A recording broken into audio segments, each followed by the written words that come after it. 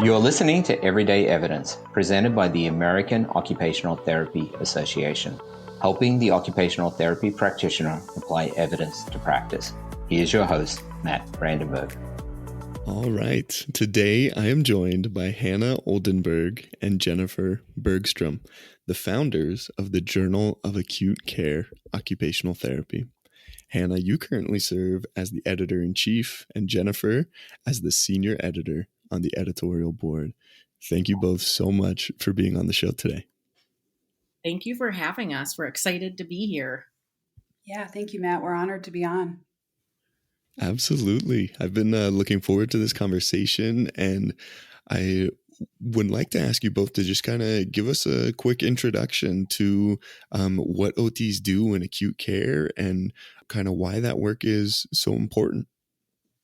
OTs in acute care are really the second line of defense, we say. You know, our patients are in for medical reasons, but OTs are the second line that really help really bring function back to someone's life that really has had an unfortunate, unpredictable event or exacerbation from a chronic disease. And we're here to help kind of bring that engagement in occupation again, but also more importantly, help our patients transfer out of the patient and transition back to where home is or more rehab or really what those next steps are after the hospital. I love that. I love that focus on ADLs and what's meaningful to the patient, and also getting them back in their preferred environment out of the hospital, like you said, Hannah. What led you both to pursue a career in acute care OT practice? This is for you both, Hannah and Jennifer. I kind of started out thinking I might be in hand therapy or do something completely different, and I had a couple of jobs as a certified nursing assistant and in geriatrics, and just really always enjoyed the medical side and thought maybe I would want to work in a hospital someday. As luck would have it, my first job out of OT school was in a hospital in acute care, and I just really latched on and loved all the variety that you see in acute care. I'm in a fairly large institution, and so we have rotations in a lot of different areas, including, trauma, medical, surge, neurological, all those areas. And I always tell my friends and family that every day is such an adventure. And I really mean that, like, in the best sense, that there's so much variety. I love the pace. And I think it really keeps things interesting, keeps me on my toes, keeps me problem solving and thinking critically. And I also just really enjoy getting to be like a piece of someone else's puzzle. And, people who are in the hospital with a critical illness kind of have a complicated puzzle that they're looking at. And I like that we get to help provide some solutions and kind of be a piece of that puzzle to help them regain function and get back to their life. Absolutely. That's a beautiful metaphor to look at a person's journey and with that lens. Hannah, how about for you? Was your journey to acute care practice pretty similar, or what kind of motivated you to practice in this area? Yeah, great question. And so Jen and I always talk about you can never be bored in acute care. So I think our personalities resonate with it. It is truly an adventure every day that we're there. But mine really started in my undergrad. I was placed for an exercise physiology internship at a heart center in a city. And I didn't know anything about OT. I just knew about exercise physiology. And I remember I showed up and they were introducing me to people at the site. And like more than half of them were occupational therapists. And I'm like, oh, like, what do you guys do? And it was really fun to see them in such a unique niche in cardiac rehab that was both inpatient and outpatient. And I remember a couple of the OTs had me come bedside to some patients that had just had major heart surgery, whether it was a valve replacement or maybe a cabbage. And I was just like, this is what I want to do. I want to be there their day one. I want to get them up. I want to be part of this team that is all working for this patient's goals. And I just was very intrigued with that medical piece that I can bring in function, but we can also work with all these very complex team players here. So that kind of sparked me to say, okay, I think I'm going to look into this OT thing, and started looking at schools, and then went on to graduate school. And then I remember meeting with my fieldwork coordinator and saying, yeah, I really want to try to do a placement in acute care, anywhere in acute care. I think that's where I want to be. And that was one of my placements, and it just kind of threw me right in. And then that was my first job. I just loved it.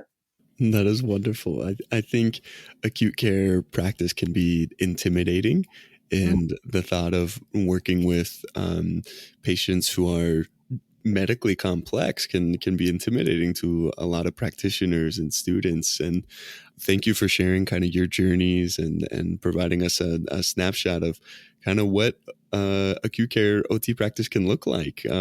What inspired you to take the next steps to found the Journal of Acute Care OT? Yes, this is a story we both love sharing.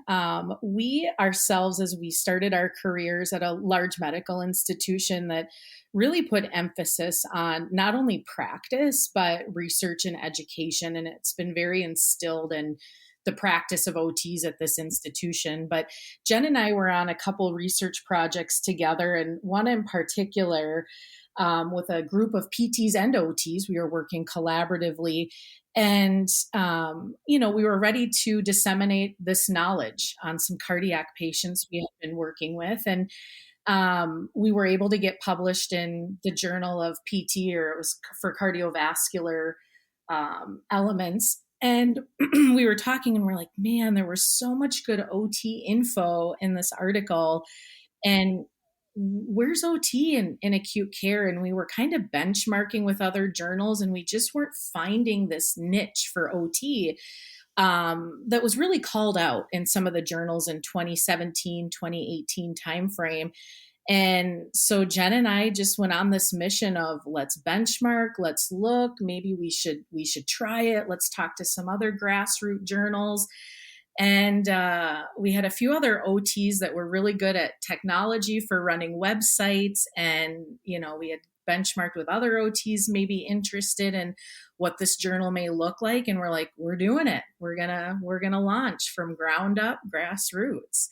And so it kind of was inspired on just, there was no access for really to disseminate acute care evidence very clearly. And I think too, being clinicians and doing research while being a clinician, making some mistakes and learning along the way made us really sensitive to some of the issues that acute care clinicians might face when they're trying to do research or participate in research. It can kind of be a challenging, lonely road. We're doing this research project during our lunch. We're doing it after work. We're trying to fit it in different ways. And I think a solution Hannah and I came up with was to create this platform for research, but also to kind of have and hold space for acute care practitioners to dip their toes in and work with us and engage with with other people's work, but also to kind of take that step in being more involved in acute care research as well. And I love that. That's amazing that you identified this gap through your own experience working in acute care and saw a need and took the risk and the initiative on your own to really create something that can benefit the practice of yourselves, the organization you work within, and now so many other people who look into the Journal of Acute Care OT. Could you give us kind of the abstract for the Journal of Acute Care OT? What is really your mission and goals? Journal of Acute Care Occupational Therapy is a peer-reviewed, twice yearly open access publication that's solely based on the internet or online. And our mission is to provide a platform for evidence related to occupational therapy and acute care. And we have the goal to promote occupational therapy's role, scope, and value in acute care, and really provide our audience with timely, relevant, and sound evidence that highlights occupational therapy's unique contributions. I love that. Hannah, was there anything you wanted to add there? Nope, I fully support it. That is really our mission, is to have a platform for practitioners, educators, students, as well as other stakeholders that we work with in acute care, PTs, speech, administrators, other educators that teach acute care content. So we're trying to really hit that education, practice, and of course, kind of leadership element too. Yeah. You mentioned those kind of three main focuses of the mission and goals. How did you really develop your content strategy to emphasize practice, leadership, and education? I think for Jen and I both, being where we were practicing at the time, as well as our past experiences in education, is it was always kind of a three-prong approach to where OT can be and can go, and it really fell into the three buckets of practice, leadership, and education. And again, in benchmarking with other journals, we had seen different types of manuscripts, but we thought, man, OT, we're seeing in our practice, OTs push the envelope and go into areas within our scope that are in practice, of course, but also in leadership and other unique roles. And then in education, whether it's in clinical education or, having some practitioners that are half in the classroom doing didactic and half in the field. So we just really felt we had to bring this three-prong approach, because there's just so many unique niches in acute care that OTs are advancing that we need to hear about, beyond just the direct patient care population, but also mentorship programs or new training and orientation or fieldwork models that are really all occurring in acute care across the United States. I love that. It really sounds like these three prongs promote dissemination of evidence-based practice and interventions, but also ways to increase, the scope of an OT working in this field, and to learn about new programs and opportunities that they could, potentially incorporate into what they do. What would you two say are some of the recent developments or trends in acute care occupational therapy research? What have you been observing, and how do you kind of see these newer developments or research interests shaping the field moving forward?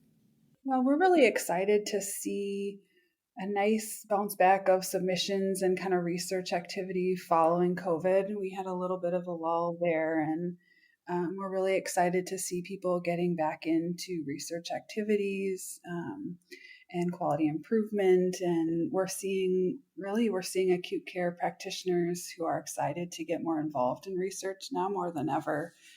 People are hungry to read research. They're hungry to participate in research. We're seeing a lot of submissions in the critical care arena related to delirium or early mobility and activity, and education and leadership related to being in the ICU and critical care environment. And we're really excited to see OT embracing that environment and coming forward with innovation and new ideas on how to serve patients in those environments.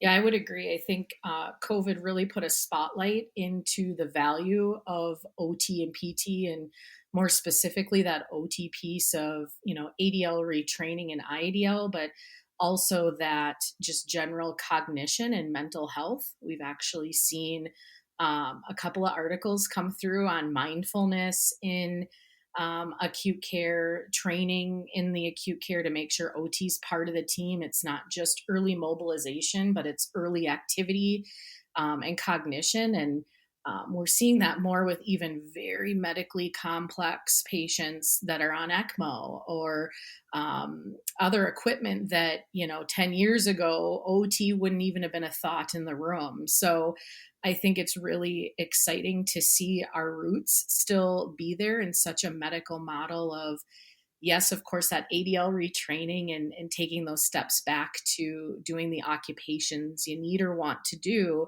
but also not ignoring the brain and the mind and the spirit that actually is really impacted, whether it's critical care or non-critical care floors. So that's been an exciting trend we've seen really in the last 18 to 24 months come through the journal, and we're seeing more at conferences we go to as well. So super exciting. That is so exciting and wonderful to hear. I love that your journal is open access. It's all online. I definitely want to encourage our listeners to check it out. I mean, who wouldn't want to check it out after hearing you two describe, what it's really doing and what type of studies you're seeing and beginning to publish.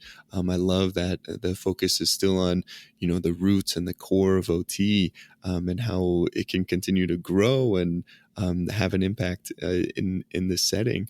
How would you say the Journal of Acute Care Occupational Therapy supports everyday practice in acute care for its readers? Yeah, great question. I think I look at it as like a toolbox, right? Especially for new and I would say more expert practitioners out there, of when you have those unique clients or unique populations you're serving, or you just want to see where are things going at other institutions or other OT's experiences, come to the journal and see what we have and see where some practitioners are collaborating with multiple disciplines to push practice that's OT specific, but also collaborative in nature, that it's never just OT, it's usually other services included to show that team piece. So really a toolbox or resource to support your role, but also to hopefully see where you can advance. Where I love when we've talked to practitioners or those that have made it through the publication process and they're like, oh, we're just so excited to share this and we hope others can do it. And we really, Jen and I really focus with our associate reviewers, making sure that it can be applicable across all the trauma level hospitals and settings OT can be. Yeah, and I think if you peruse our articles, especially lately, we've really honed in on the practice implications at the end of each article. We typically ask, and most articles will have a few bullet points at the end of kind of the main points of the article and how those can be applied to practice and kind of what that means in an everyday sense and what we learned from research project. And we have our authors kind of summarize, kind of like we said, those bullet points of, what's important and how can we apply what's in this article to everyday practice. I love that. I love that emphasis that you place on not just the implications of research, but you're adding to practitioners' toolboxes. And, the dissemination piece of research is so important, but also the implementation. So it's wonderful to hear how the journal has supports in place to really facilitate that process for practitioners. We'll get back to our interview right after this quick message. You all know we really try to make research more consumable and applicable on everyday evidence. But did you know that just 1 minute of your time could help us to improve the show, improve the resources the American Occupational Therapy Association provides for practitioners, and improve the application of evidence to practice within our whole field? Please take our 1-minute survey. It's only 3 questions, and you can find the link in this and every episode's description, and support the AOTA in continued efforts to improve our podcasts and to improve the translation of research to practice. Now back to the interview. What would you say are some of the most common challenges that you see occupational therapy researchers and practitioners in acute care settings face, and how would you say the journal supports them in addressing those specific challenges? I think number one that comes to mind is time, just time to not just create research or develop research and disseminate it, but also to, critique it and use it. So I think time is always like the number one thing that we hear, not just for research, but definitely in practice in general. There's just not enough time to do it. I think most recently through COVID and kind of on the tail end of the COVID elements that are happening in the hospital is also just staffing shortages and bandwidth. We're seeing, so we're really hoping with those two elements that again had we've been so fortunate to have people submit that have put time into it, and it's been a long journey for many that have submitted and made it through publication. Just share their stories, because I think sometimes we've had researchers that, they get the data collected, but they don't take that next step. And again, we're just hoping the journal can be a toolbox that you can quickly read and you can easily access. You don't have to pay membership and go through hoops to get your department to have this, just to have that knowledge resource, I would say for sure. I think too, like the pace of change in acute care, we work a lot with surgical patients, and just the surgical techniques change and the protocols after surgery change so fast that by the time you kind of get the hang of one thing or get one thing incorporated into practice, it changes, and maybe they're using a different device or they're using a different technique. And to get research out to capture some of that is really tricky for acute care clinicians. I think one thing we see too is really, and I don't know that this is acute care specific, but a lack of mentoring in research and kind of the scholarly practice arena, and a lack of resources. And Hannah and I do provide a lot of ongoing mentoring to authors in formatting and editing and kind of optimizing manuscripts. We know people aren't always expert writers or formatters, so we do provide some resources and mentoring related to that. And we've tried over the years too to beef up our resources to support those that might be interested in submitting. So we have some infographics and a YouTube video, and we're still working on gathering some more resources for maybe novice authors to look at as they think about submitting and formulating their manuscripts. And I love that it's inclusive. Your journal is very inclusive of practitioners across, the spectrum, whether it's somebody starting out that maybe needs a full-on introduction to practice in acute care, or someone has decades of experience. I love your emphasis on making it as easy as possible for practitioners to stay up to date and apply the research that you're publishing to what they do on a day-to-day basis. Mm-hmm. Can you give us kind of a look behind the scenes into how the journal really processes and decides what to publish? How do you make sure that you're publishing what's applicable to clinical practice and research that's, high quality? Yeah, I think the first step is Jen and I are constantly reading research in general. And I think going to conferences and kind of seeing topics come through. We're also very connected with several institutions that do capstones and see many of the students looking at research topics or clinical practice topics. So that's been kind of fun to see where things are going.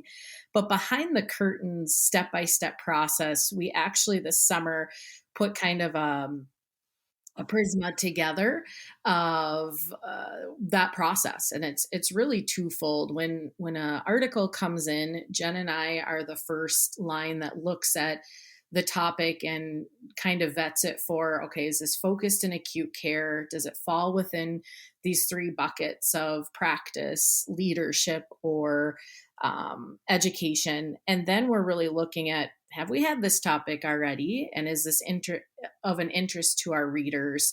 But also some of the methodology and writing piece too. And if it kind of fits the main theme of where we're going and it has some rigor to it from a methodology standpoint, then we go to our second step is sending it to two associate reviewers, which is double blinded. Our reviewers don't know who the researchers are. The researchers don't know who reviews. And we send it for several weeks to them, and we really pair our reviewers based on population, like do they know the population, or kind of the theme of the article, of the outcomes, can they articulate that, and does our reviewer have experience with that? And then we really look at that second reviewer as well for methodology. Are they, do they have experience and can vet some of those rigorous pieces regarding methodology and statistical measures, or projects, if they're a quality improvement project, some of the frameworks and things like that. And then we get the feedback back once the reviewers give us their thoughts on not just the writing, but the rigor and the implications that are coming out of this article. They'll send it back and give us some guidance, and we wholeheartedly take those reviewers' feedback very seriously, and want to make sure it's matching but also meaningful.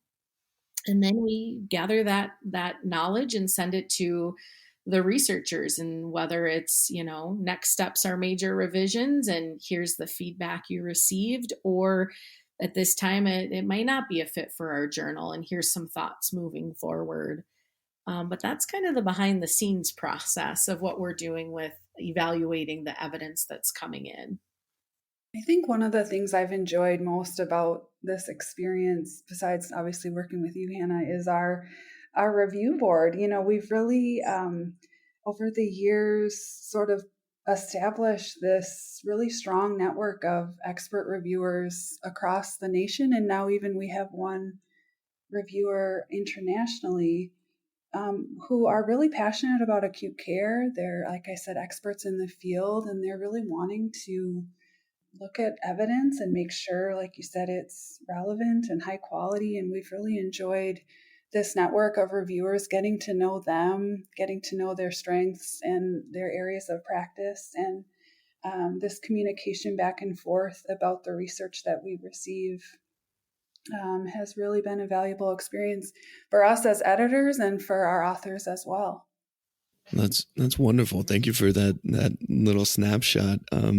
It shows that the time and attention and focus you place on connecting all these editors and having a thorough review process, it ensures that research is of higher quality that you're publishing, but also does a lot to promote collaboration and create kind of a sense of community within the journal that I think can be really valuable to practitioners. What would you say the role of acute care occupational therapy research is in advancing the acute care healthcare system? And how can the journal help practitioners to kind of advocate for themselves in that system and to promote this?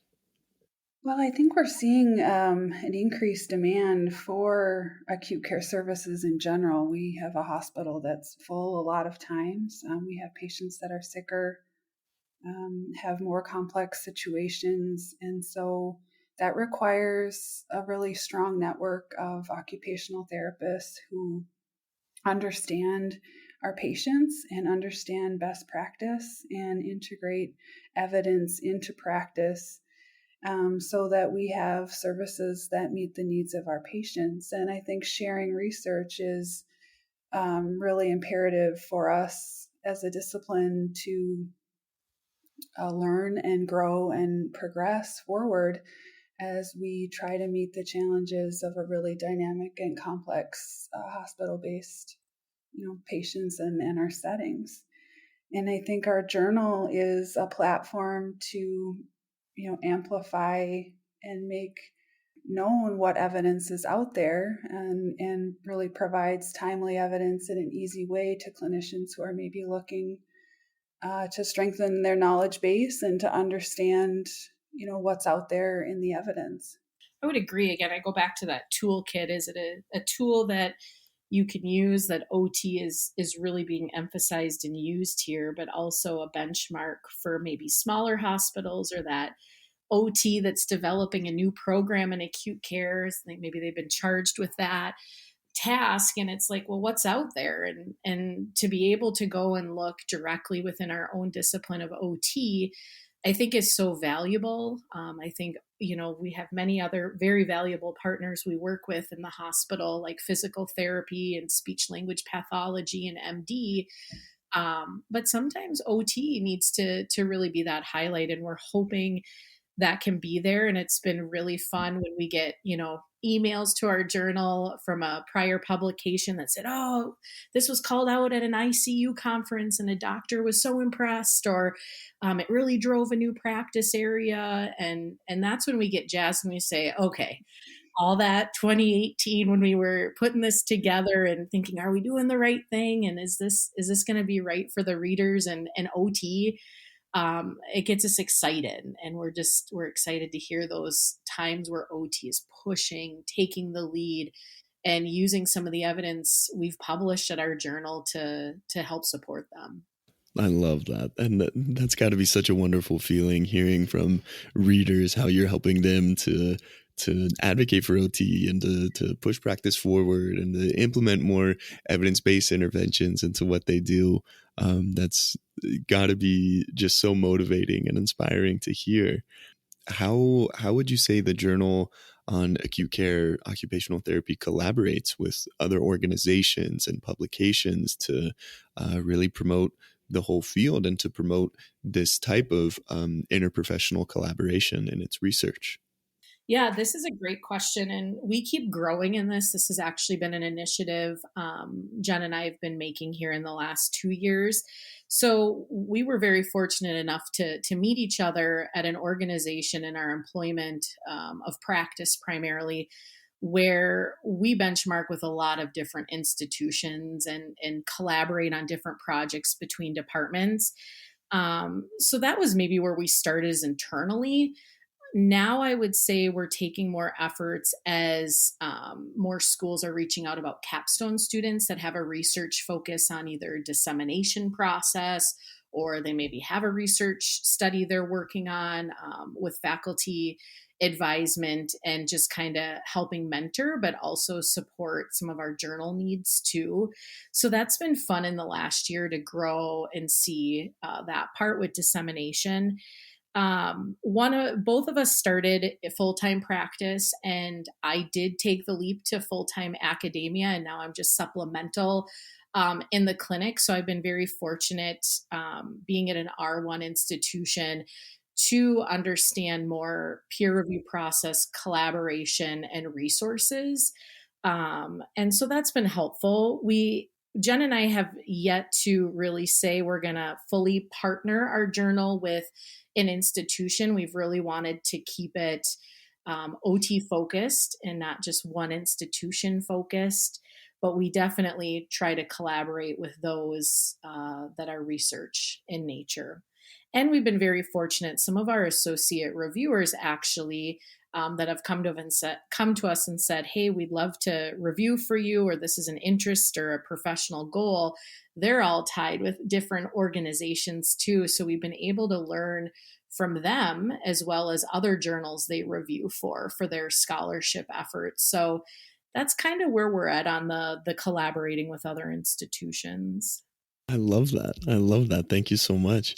You mentioned how hearing back from readers who have maybe shared some of their articles or presented at conferences can be such a exciting feeling to get that full circle moment.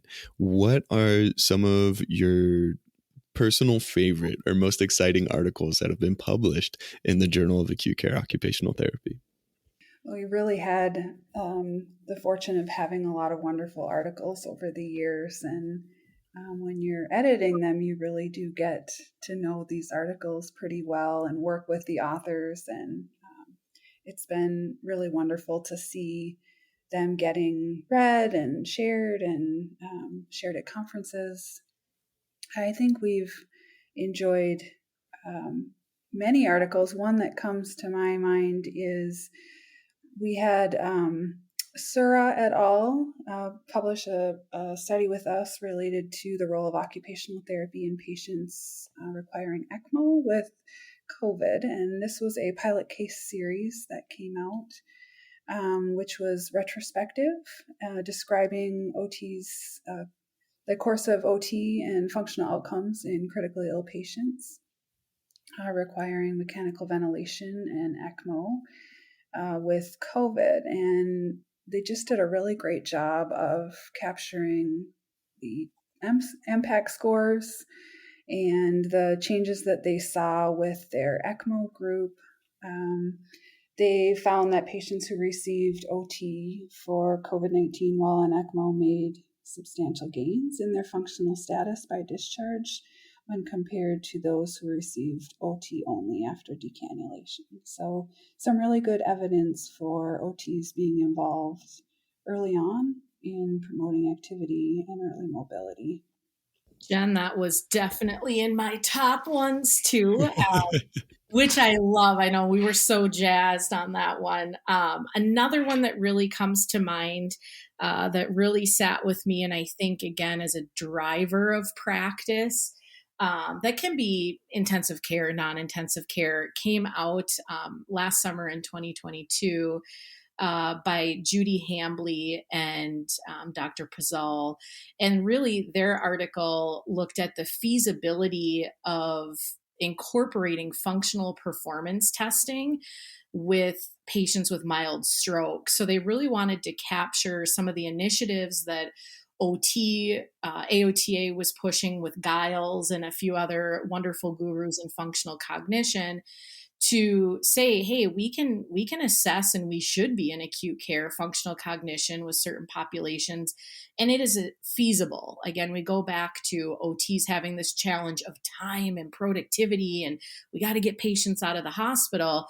But again, are we matching the needs of the patient, and specifically around cognition? And so their study was a very small pilot, but it looked at having several OTs initiate a protocol of a functional performance assessments, which they use the pillbox test. So having patients, dose their medications or a mock medications and see how they perform in conjunction with a paper pencil.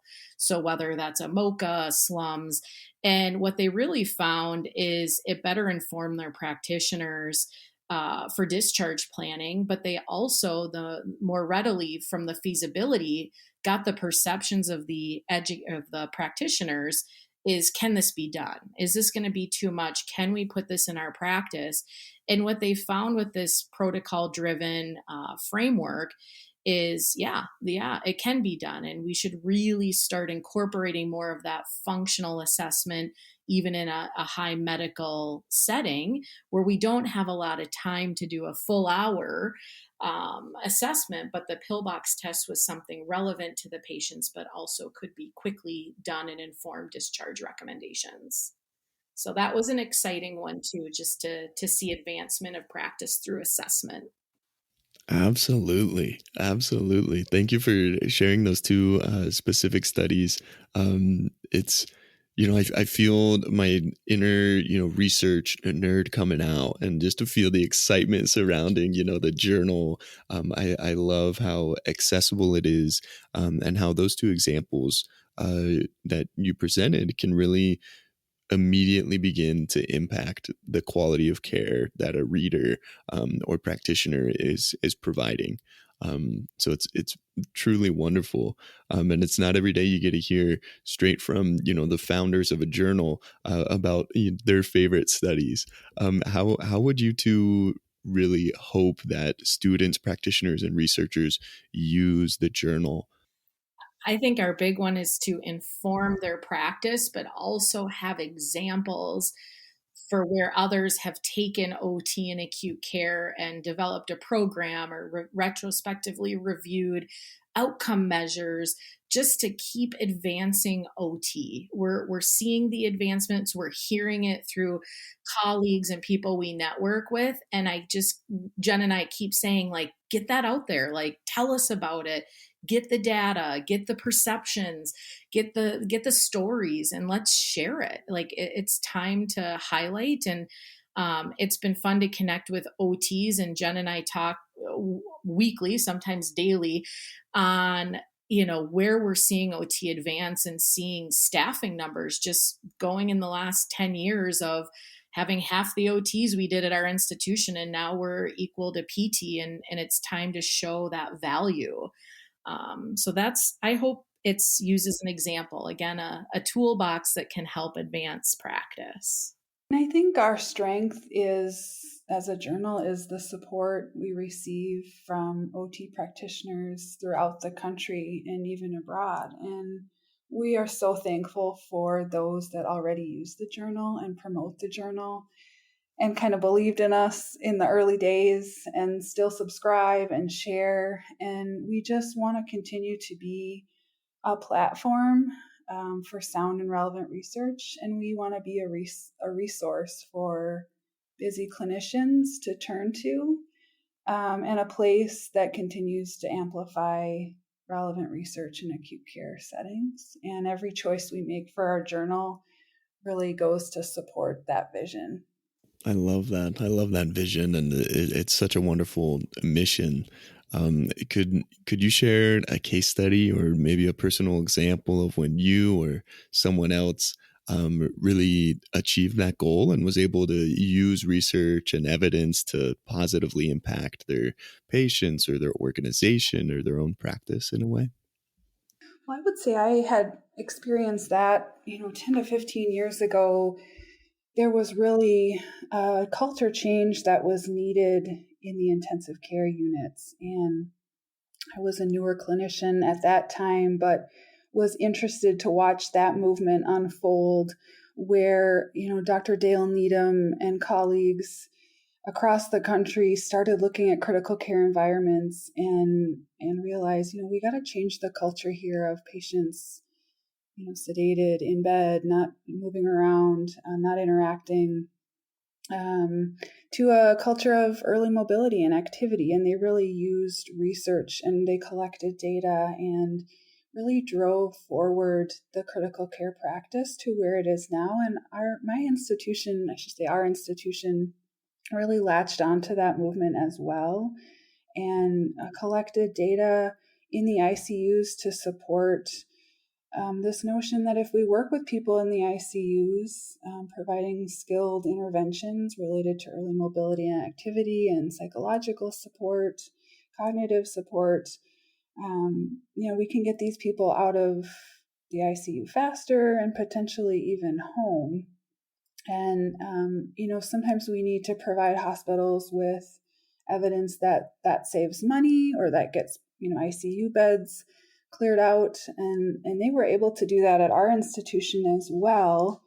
We now have embedded or dedicated staff in those units that provide really skilled and specific intervention in the ICUs and follow patients even as they leave the ICUs and head home for post-intensive care syndrome. And we just know so much more about these patients and the care that they need through research. And it's been really wonderful to see, that culture change and those changes unfold in the last 10 to 15 years.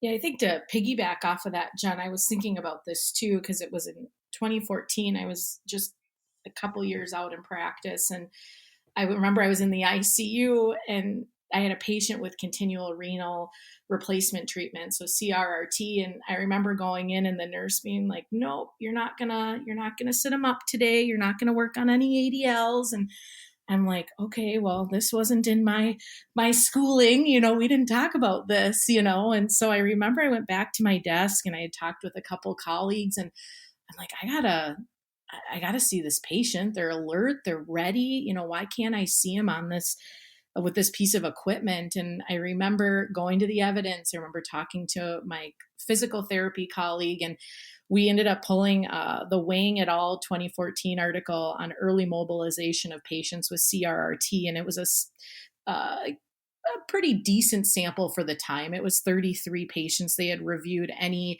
dislodgement with this line or any occlusions with working on mobilization. And it was, pretty low MET level. And I remember we read the article, we made justifications why we should do this here. And we went to, at the time, the critical care med doc and the nursing staff and said, hey, here's some evidence. Yeah, we know it's only one article. We only had one at the time.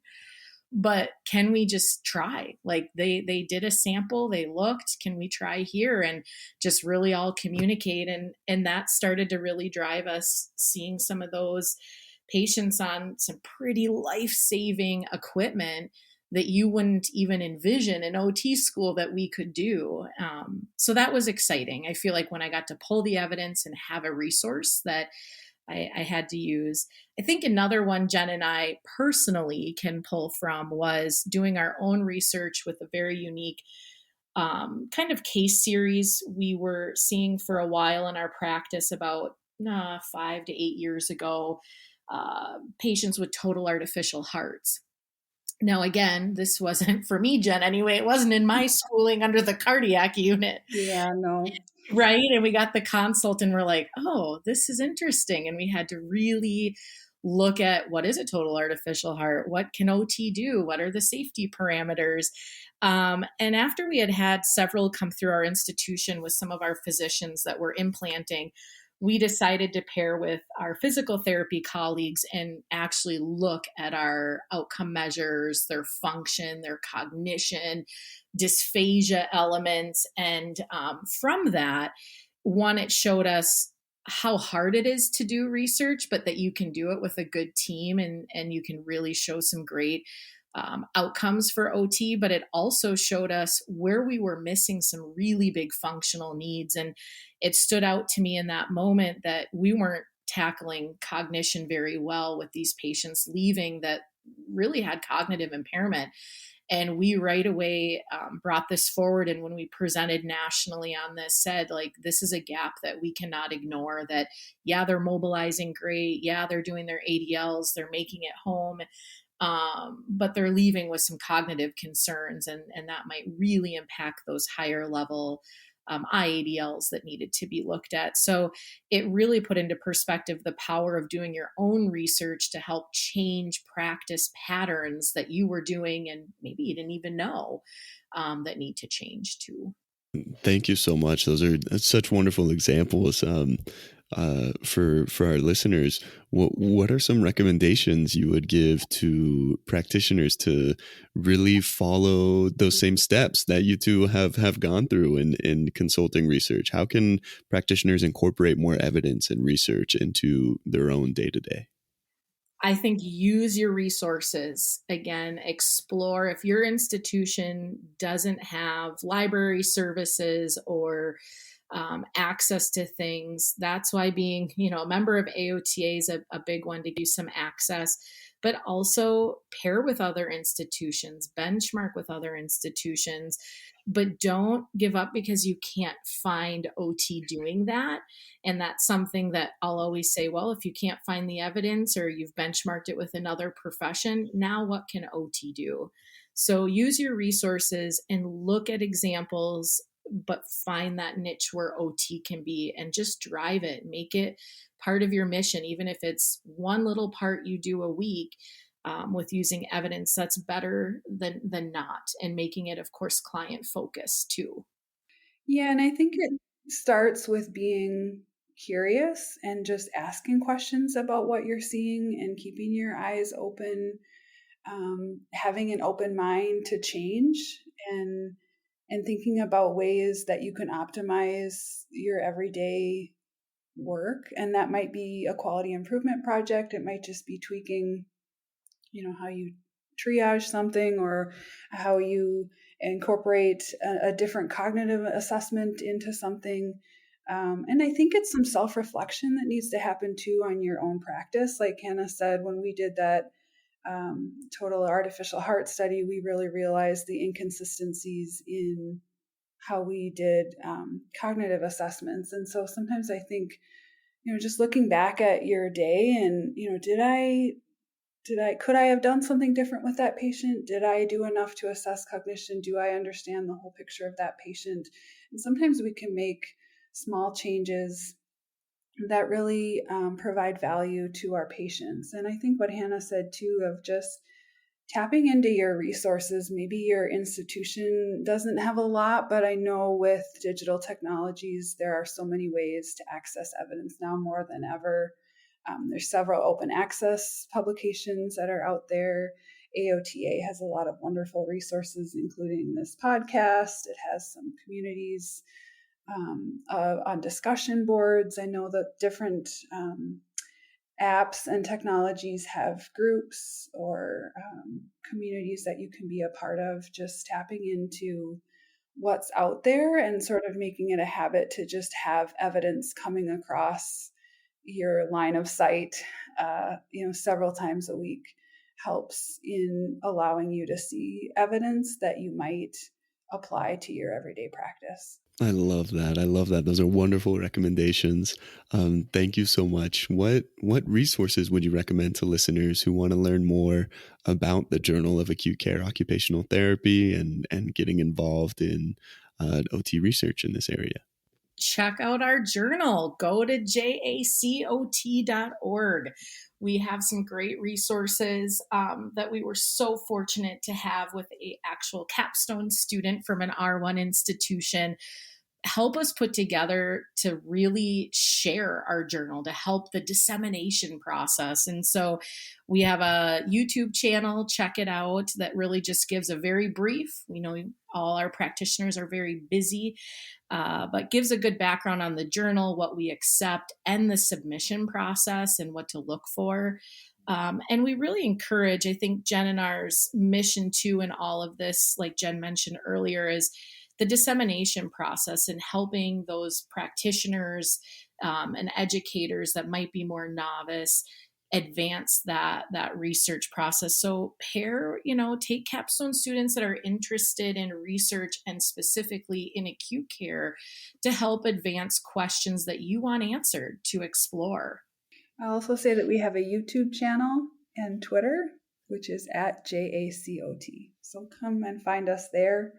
Email us if you have questions. We're always looking for submissions. We welcome questions from authors, and we are always looking for reviewers. And that is a great way to get involved in research, is to read research and review it, coming from your peers. So send us CVs or resumes if you're interested in getting involved as a reviewer. I love it. I love it. Again, that's jacot.org. And I'm going to follow your Twitter account right now. Love it. Yeah. So add one follower to that tally. We end every interview with the Golden Nuggets segment. And I want to ask both of you, if you could say one thing to practitioners, what would it be? I would say don't give up. Research is a really long road and a challenging road. But we know that if you're resilient and a problem solver, you can make it through. And we know that OTs are. So don't give up and keep working hard at your research. Ooh, Jen, I love that nugget. I'm going to say push your scope. Be the noise that makes advancement and really have it come from the heart of the patient. Patient, their caregivers, their loved ones, just keep that front and center and push so that we can really show that OT, as I say, is the secret sauce to making it back from sometimes terrible situations. So keep pushing, keep advancing. I love that. Keep spreading the word about this secret sauce. Yes. Hannah, Jen, thank you both so much for your time and for being on the show today. It's been wonderful to speak with you and to learn from your own expertise. I really appreciate you coming on. Thank you, Matt. Yeah, thank you, Matt. This was a true honor. Thanks for listening to Everyday Evidence. Tune in next time for more evidence-based practice insights and applications.